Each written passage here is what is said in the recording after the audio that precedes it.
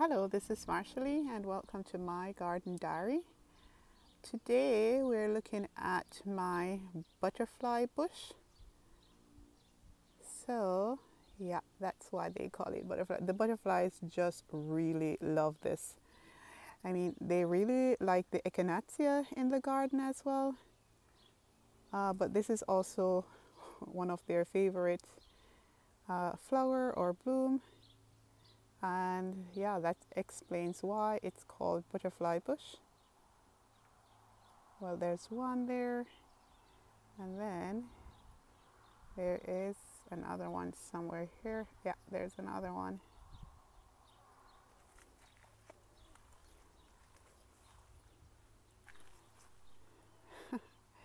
Beautiful.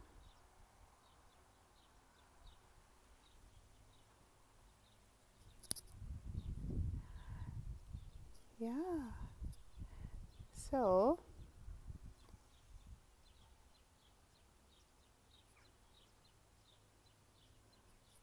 right.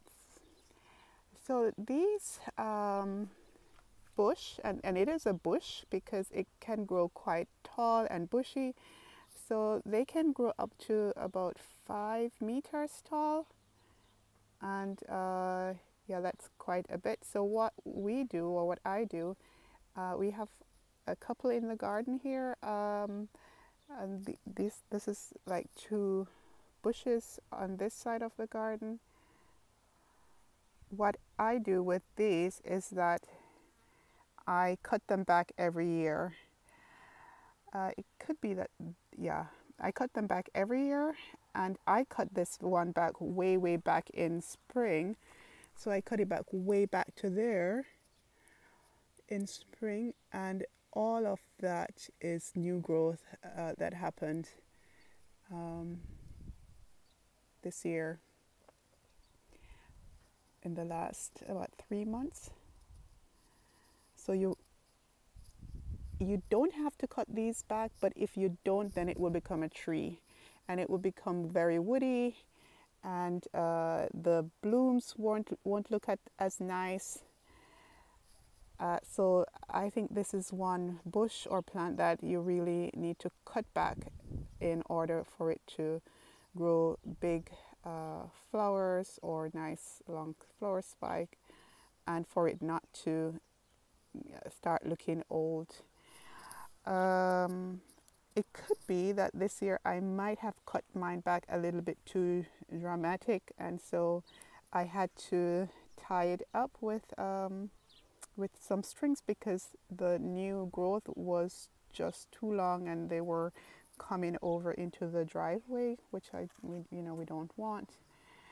Another thing is that this year, not only with this plant, but with quite a bit of the plants in the garden, they have just been eaten by insects, and I don't know exactly what is eating the plants this year, but yeah, this one is also being eaten, and yeah, it is the nature of things. I don't know.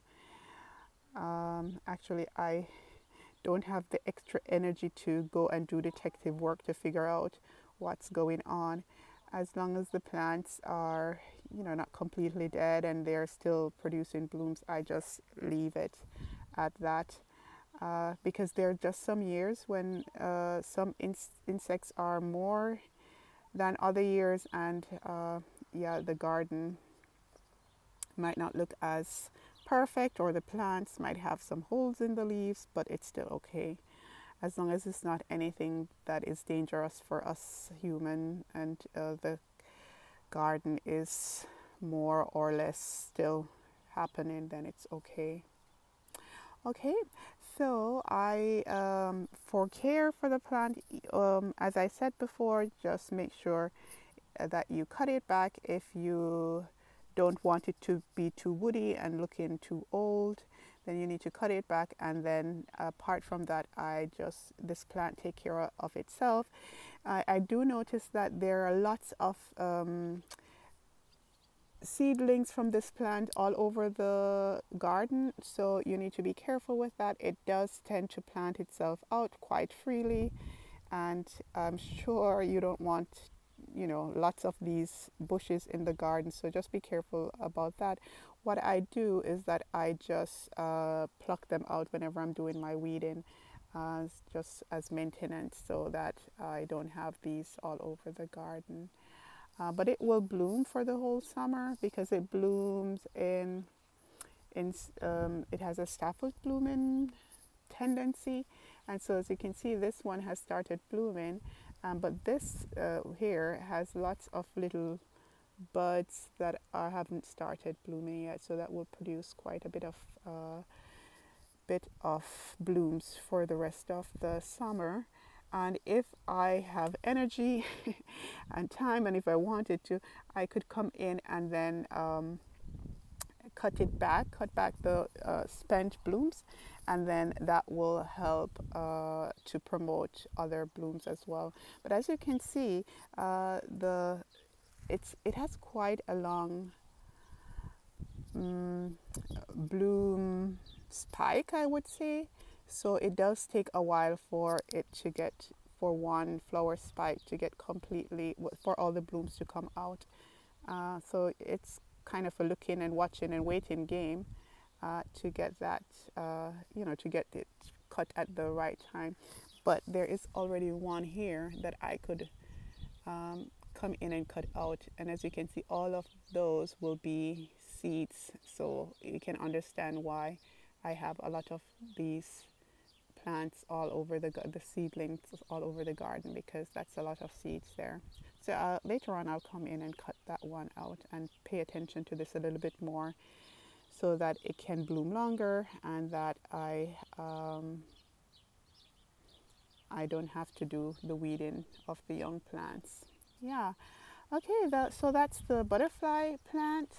Nice attractive purple flowers, nice to have in the garden if you have space, because it does or can take up a lot of space, as you can see if I back up a little bit.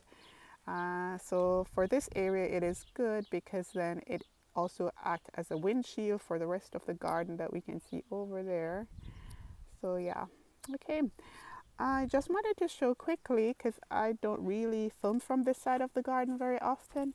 Right here I have some sedums that I haven't really featured in any of my videos, because it's only, this red one is only here, and it has a pink bloom. And what I'm going to do today is I'm going to take up some of these sedums, and I'm going to plant some of these. I'll show you where I'll plant them, and maybe in the next video we can take a look at that. I'll plant some of those. That there we have some more again mixed in with some other sedums there. I'll plant some of the red ones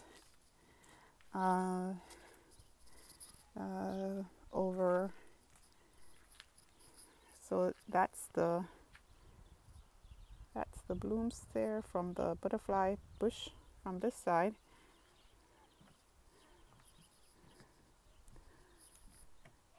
So I'm going to plant some of the red purple sedums right here, because I cut back the astas from here, and I'm not sure if that's going to come back, if that's completely dead, but it's okay. But this area just looked a little bit too bare at this time for me and for my liking, and so I'm going to get some of the red sedums that are at the front there and plant them there. Okay, I am going to end this video here because I don't want it to be too long. In the next video, we'll just look at what the roses are doing, the ones that I cut back, and look at how well the new buds and the new leaves are developing. Okay, so that's going to be it for today's video, and I will see you in the next one. Bye.